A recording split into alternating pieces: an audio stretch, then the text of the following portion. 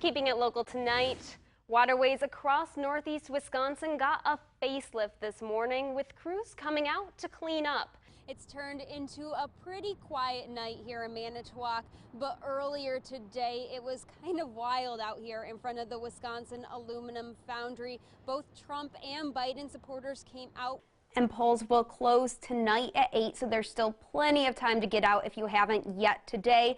And after those polls close, you can tune into Local 5 News on air and online. We'll be bringing you election results as they begin to pour in. Now, you may be on the hunt for Clorox wipes a lot longer. A top company executive says retail shelves won't be well stocked with the popular disinfectant wipes until mid-2021. Clorox's COO says they are producing more wipes than ever, but demand remains incredibly high.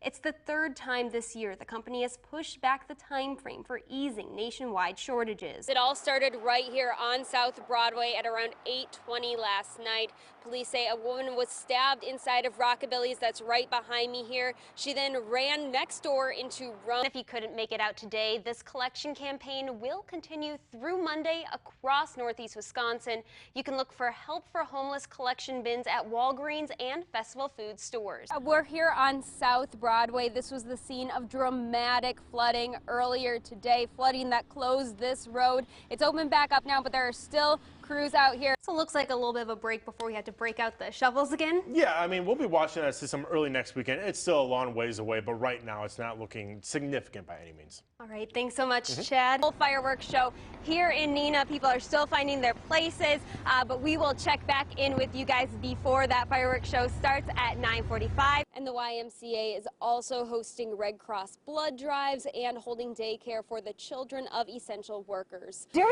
the summer months, staying fit can be as easy as strapping on some running shoes and hitting the trails. But as the weather gets colder, that can lose its appeal. Despite the legal challenges from the Trump campaign, the Electoral College is expected to certify Joe Biden as the next president tomorrow. Members of the Electoral College represent the voters who cast ballots in the November election. Local 5's Chris Schuler explains how this process works. We are in, what town is this? When you're running around Lake Michigan, sometimes it's hard to keep track. This is day 13 of the run. Started in Chicago, and the goal is to run a little over 1,100 miles around the perimeter of Lake Michigan. Lee runs a different leg of that 1,100-mile run every day. On Friday, he started out just south of Sturgeon Bay, and he's ending up here at the Bay Beach Wildlife Sanctuary. Right now, it's pretty much always around 31, usually give or take a mile. That's 31 miles a day. We usually try to start running around 7:30, and then right now I've been doing like 4 to 5 mile segments, and then I'll hop back in the RV. The RV is always waiting at the end of each of those segments, thanks to Patty. My main job is just to make sure Lee can do what he's doing, which is a very traumatic experience on his body. Doing all the grunt work so he can put his energy elsewhere. That energy is going into the run and the cause he's running for. I'm fundraising for the Alzheimer's Association, and that is special to me because my grandma, Harriet, battled dementia and Alzheimer's for 13 years before passing away. So far, he's raised more than $30,000. Something like this, you know, it garners attention, and so I wanted to use that attention for something positive. He says it's also served as motivation on those 31-mile days. The first 10 days were very tough. His path will take him through Green Bay, up through the UP, then back to Chicago, down the coast on the Lake's Michigan side.